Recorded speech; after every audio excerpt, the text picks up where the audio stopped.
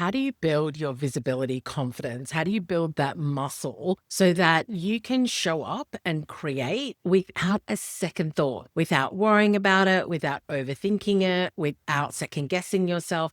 Without that self-criticism. That is something that we're talking about today. I'm going to take you through a process as well as some key things that are keeping you invisible and how you can workshop and work through how to break through the things that are holding you back, your thinking, etc. If you don't know me, I'm Suze Chadwick. I'm a personal brand and business coach. I have been working with experienced women in business for more than 10 years. I actually worked with a lot of corporate leaders when I used to run an employer brand agency on how they build their personal brand. And one thing I want you to know is even the most experienced people, even the most senior people, even people who have been around and have $1 million businesses sometimes struggle with showing up, coming out from behind the brand and being visible, sharing their ideas, their stories, their voice. That is something that I work with a lot of my clients on. And so when you are wanting to build that visibility confidence, these are some things to think about and work through for yourself. But the first thing that I want to do is that I want to expose what I think is a lie, is that so many people think, oh, I will become visible. I will start posting on LinkedIn or Instagram or wherever else when I am confident. And the thing is that confidence doesn't come after visibility. Visibility and being visible and creating is what builds your confidence, because we have to start imperfectly. That's what embracing the cringe is all about. Because when you get to a point where you just create and you don't overthink it, that cringe goes away.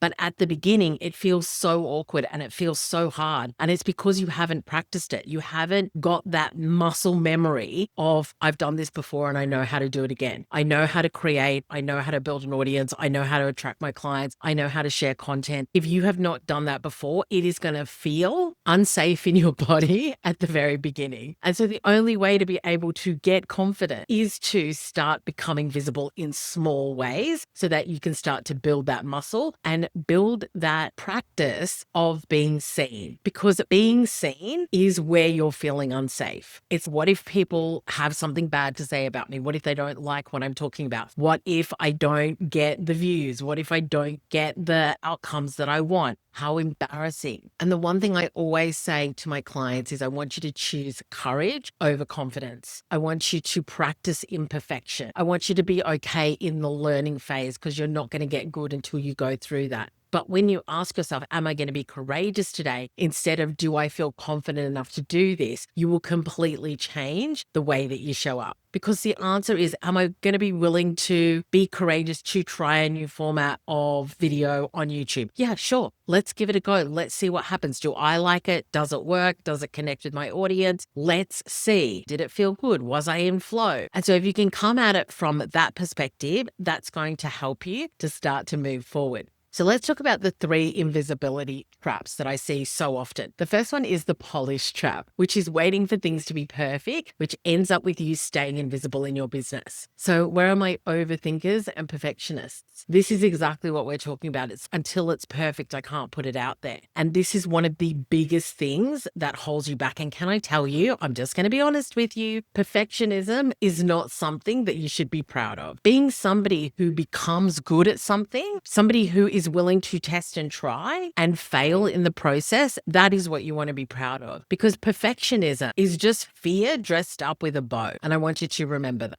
Because it's the people who are willing to do it imperfectly that end up going further. So you need to ask yourself, do I want to keep saying that I'm a perfectionist? Do I want to embrace my overthinking? Because I know that it's just my mind keeping me safe so that I don't have to feel uncomfortable, so that I don't have to feel the cringe, so that I can constantly tell myself, oh, we're just not there yet, just a little bit further, just a little bit more. I just need to polish it a little bit more and then we'll get there. And if that's you, just know that is your brain keeping you in safe mode. And when you're in safe mode, you're not moving forward. You're not creating the outcomes that you want. You're not building the brand and the business that you want. You're not attracting the opportunities that you want. So you have to make a conscious decision. Do I want to stay in overthinking and perfectionism, or do I want to actually achieve my goals? So you get to decide. This one is the permission trap. So many women feel like they have to wait for external validation to be visible. So you feel like you need to learn more, be more successful, or some other story that you're telling yourself right now. And this also comes into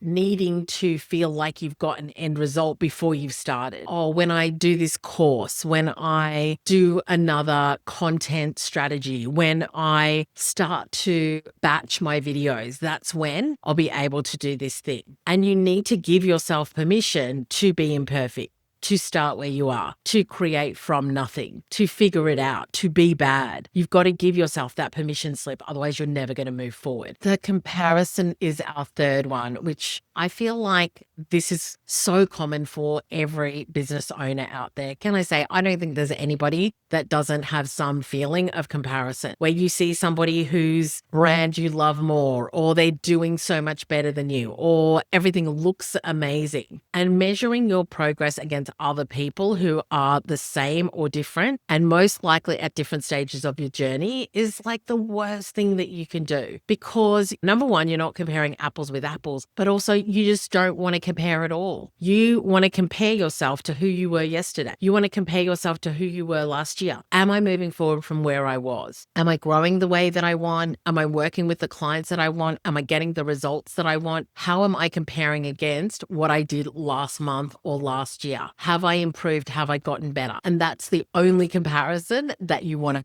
have, because as we know, comparison is the thief of joy, and it can get you in a hole. And can I tell you, I've been there before, where I have fallen down the rabbit hole of somebody's new branding, seeing their ads online, watching them be successful in the same field that I'm in. And early on, I really had to consciously block or mute people, not because I didn't wish for their success, but because I had to manage my own mindset. And I think that's something that you've got to be able to do, is that when you see yourself going down a spiral, going down a hole, you've got to pull yourself out and be the person that's I'm not going to do that to myself. So let's talk about the visibility confidence loop. And the way that this works is that it's really how your visibility fuels your confidence. So number one, we become visible. Visibility is the first step towards building confidence. So when you put yourself out there, get feedback, creating a cycle of engagement and growth. And then the second part of that is evidence. Every time you show up, you're showing yourself evidence that you can do this. This is where confidence comes from. If I've done something 500 times before, I have evidence and self-trust that I know what I'm doing because I've done it 500 times before, or I've done it 5 times before. It doesn't really matter. It's about building that self-evidence, that it's not that hard and that you can create the confidence and visibility that you want. Just got to think about anything that you've learned where you've become really good at it. How were you in the beginning? Probably terrible. But the more you did it, the more evidence that you had that you can absolutely do that. The third thing is feedback. Then when you get feedback, it creates real-time insights into what's working so that you can adjust your approach and keep getting better over time, which we know. And so really thinking about, how do I become more visible? Take that first step. How do I build that self-evidence that I can tell myself, we've done this, we know how to do this. One of my favorite thoughts that I have, which you can always borrow, is I've done it before and I can do it again. I've done it before and I can do it again. It might be hard to do it again, but I've done it before. I've shown that I can do it. I've proved it to myself.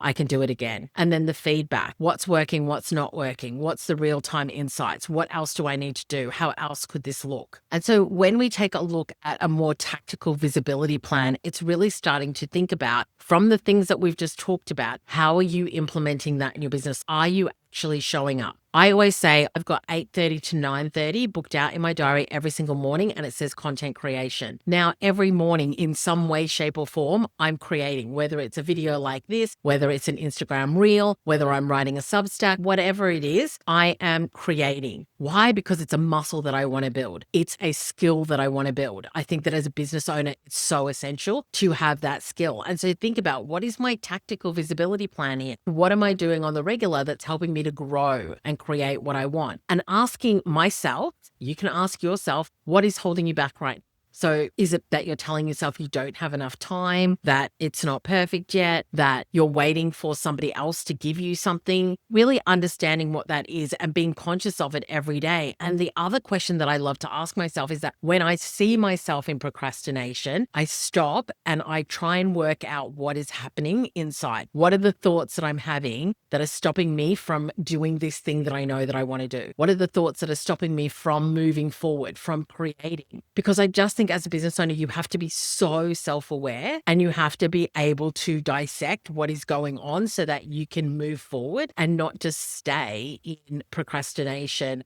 in twiddling your thumbs and in overthinking or whatever else you're doing. And so really asking yourself, what is holding you back right now? So I want you to think about 3 actions this week that you can potentially take. Focus on just 3 actions to enhance your visibility. These steps are manageable and can help you start making an impact without overwhelming yourself. So number 1, choose one platform. And I'm going to say choose a long form and a short form content platform. One of the things that I do when it comes to my content is that I come up with an idea. So for example, this week, one of the conversations that I had with my Amplify Accelerator clients who are multi 6 and 7 figure women in business experts who are wanting to build their personal brand and build scalable products and services, we were talking about how they really struggle to simplify their message because they, number 1, they assume that everybody knows what they know. Number 2, they want to fire hose their audience. They want to tell them everything and not just one simple thing. So then I took that conversation, I did a YouTube video on it, which I then repurposed into a blog post and into other content. When I did the video on it, I then shared it across YouTube Shorts, TikTok, Instagram, etc. Now, one thing I want to say is that I find all of this a lot easier than other people. So for you, if you're just starting out, just pick one platform where you're sharing either long form Substack written content or YouTube video. Those are 2 long form platforms. Podcast as well. We strip my YouTube video for the podcast. And so understanding, okay, where can I share long form content and then how am I repurposing it on one short form platform? I'm going to just say one for you and really think about what that looks like so that you can commit, you can get consistent and you can start showing up and knowing, okay,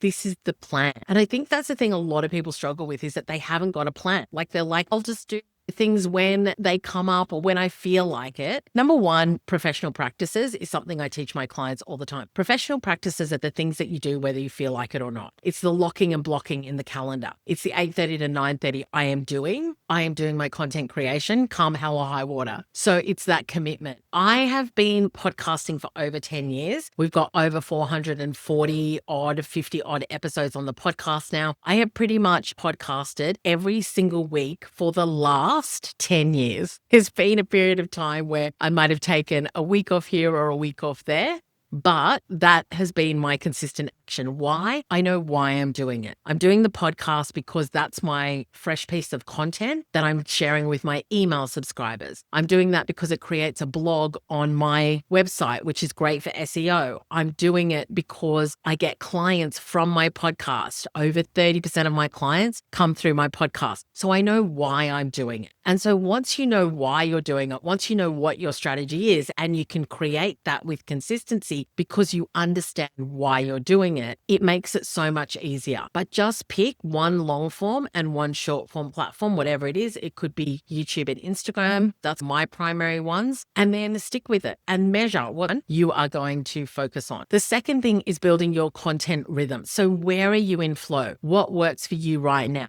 How are you going to start showing up in a bigger way? And what will your posting and creation schedule be? And as I said, for me, I am in flow when I'm speaking. So for me to sit down and write, I'm just not as in flow as if I'm on a podcast or I'm creating a YouTube video or I'm speaking at an event. That is where I'm in flow. So really ask yourself, naturally, what do you really enjoy doing? What do you love creating? Okay, you can only do one form of content. What would that form of content be? For me, it would be speaking. And so then it's working out from there what my strategy is going to be. If I love speaking, then I'm going to speak at events. I'm going to speak in people's mastermind and membership groups. I'm going to have a podcast because I love to talk. I can talk underwater. It's something I find easy to do. I've been speaking since I was 16 years old when I was in the debate team. And so really just understanding what that looks like for you and then setting a rhythm. What are you willing to do? Are you going to create short form content every day? Are you going to batch? Are you going to do something once a week and then repurpose from that? What is going to work for you? And I think that once again, it's that coming back to that self-awareness is that when you know what it is that you love to do,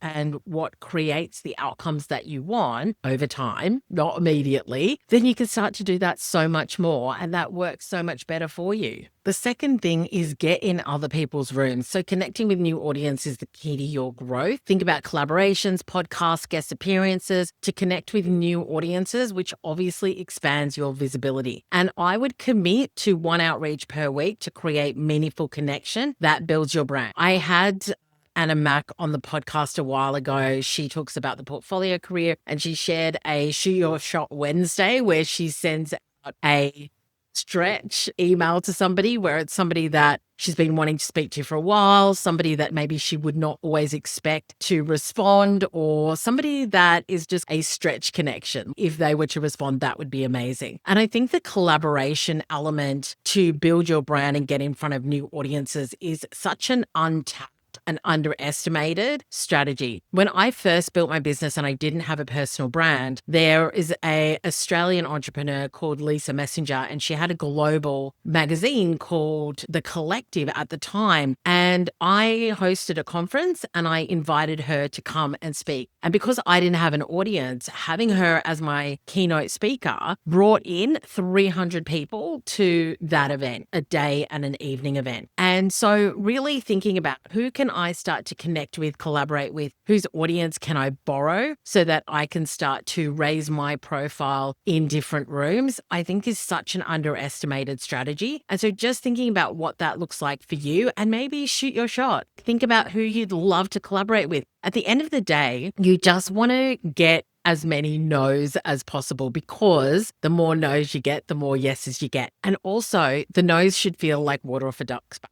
Because number one, a lot of times people are just busy. Number two, maybe what you're trying to do doesn't align with what they're doing at the moment. Like it's rarely personal. It's just whether it fits with what is happening for them at the time. And so if there's an alignment, amazing. And if there's not an alignment, that's okay. But you made the connection and you never know where that connection can lead you in the future. So I had Lisa at that event many years ago, 2015, but then I had her on my podcast several times. Every time she dropped a new book or anytime she was doing something new, she would be like, I've already got the relationship with Suze. So yes, I'm going to get on the podcast. And so that relationship ended up growing. And then that meant that I could continue to connect with people that really loved her and now found me. And so thinking about what that could look like in your business as a strategy, as a visibility strategy, I think is a really smart one. Like you do not have to do this on your own. Think about the people that you would love to connect with that have your audience, that have the people that you want to connect with already. So let's talk about how do you practice confidence? How do you practice getting confident? So let's talk about the confidence practice. What does that look like? What are some things that you can start to implement for yourself?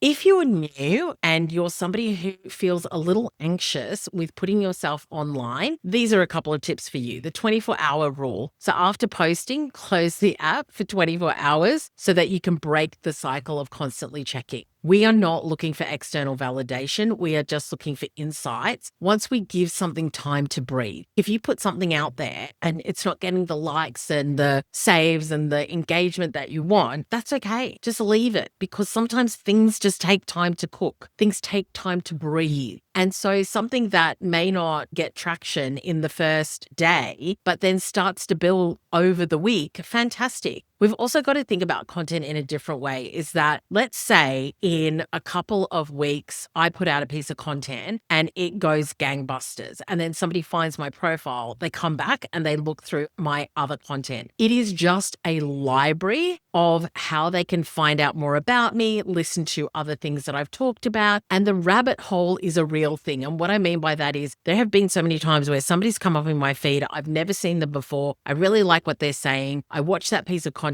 Then I go and I look at their other pieces of content. Then I go click their link in bio. And now I'm on their website and I'm checking out what else they have. Like just understand that one piece of content is never on its own. It's never a standalone piece. When you build an ecosystem that works for you, then that is going to make such a huge difference to when somebody does find you. And now they've got this plethora of content, information, teaching, personal brand content, your story that they can go and consume and really start to connect with you and your brand. And so think about what that looks like for you, because I think that when you let go, it means that practice really allows your content to perform whilst you are not feeling anxious about it or you're not overthinking it. The second thing is the evidence file. So capture every victory and encouragement throughout your journey. This collection of positive messages and achievements will help to remind you of your growth when things might get a little bit too much. So think client testimonials, nice things people are saying about working with you, etc. And one of the things that I've got is on my website, I've got client results, and that's where my testimonials live, my client results, etc. And so number one, it's a great place for somebody to be able to go to see what I've been able to do with my clients, but it's also a good place for me to go sometimes to remind me that yes, the way that I work with clients gets results and the nice things that clients say, because at the end of the day, we're all emotional creatures, and some days you're absolutely on fire, you are a queen, and other days you just want to roll up in your doona and spend the day watching off campus. And so just understanding that when you create these evidence files for yourself, it's great for your clients, but it's also great for you. And then really looking at the decision filter for visibility. And so before hitting publish, here are a few questions to ask yourself. Would the next level version of me post this question so much? When you think about the kind of creator you want to be, and this is not about perfectionism, it's about who you are stepping into, who you are wanting to become without the perfectionism, without the overthinking.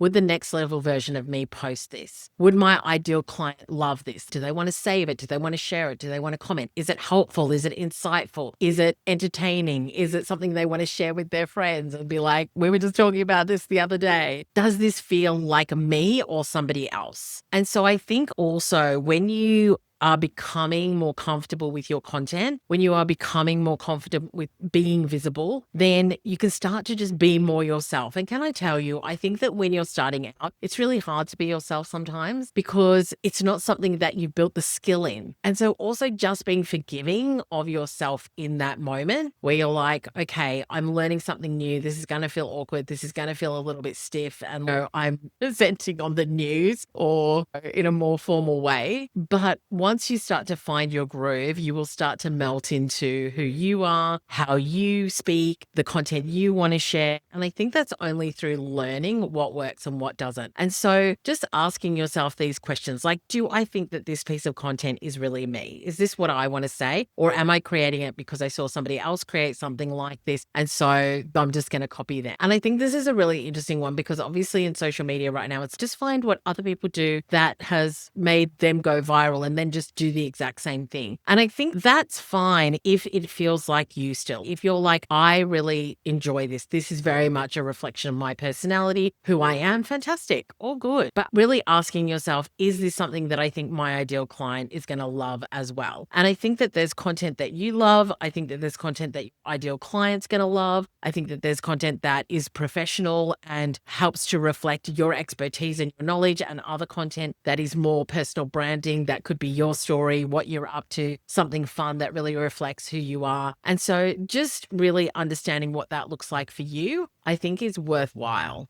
And so when we go back to that loop again, you get good when you stay in that loop. Am I being visible? Am I showing up imperfectly? Am I practicing imperfection every day? Am I looking at the evidence of what's working, what's not working? Actually just created a dashboard, like a quarterly dashboard that does an analysis across all of my social platforms and shows me what's working and what's not working. And it's been really great. It's really insightful as well. I knew the information, but it just reinforces that when I share my personal story, when I share what I'm thinking and what I'm feeling, that is the content that always performs the best. And so just leaning into that as well, really understanding what is the evidence that you're seeing. And then what's the feedback that you're getting in that process so that you can start to tweak and change and evolve what you're doing as well. And at the end of the day, you just really need more reps. So embrace action over perfection. So building confidence comes from continuous practice and exposure. Each step you take, whether it's a post or a pitch, is an opportunity to grow and shine. And so just being somebody that's, you're never going to go to the gym and do one set of reps and now you're like buff and amazing and toned and everything's great. Just like the gym, just like anything that you do, When you eat healthy every day, when you go to the gym every day, it's going to be like 6, 8, 12 weeks. And then you're going to start to see the results from that. And that is exactly the same as with your content, is that it's going to take maybe 6, 8, 12 weeks of continuous reps for you to start to have buff content.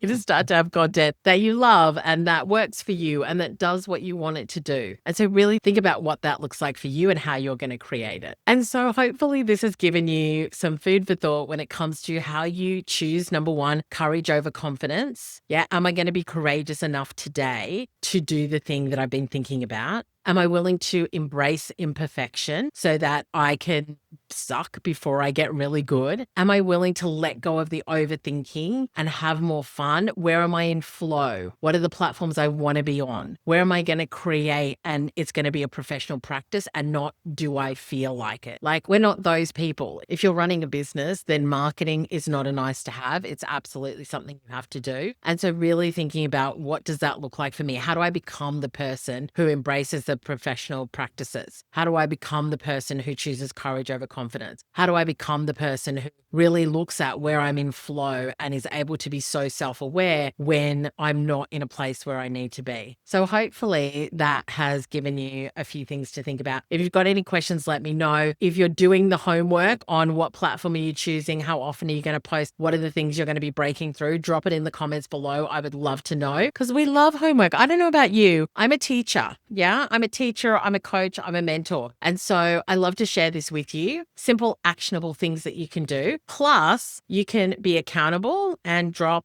your homework in the comments below. Let me know if you like this style of video or not. I love to try new things, and I'll see you in the next one.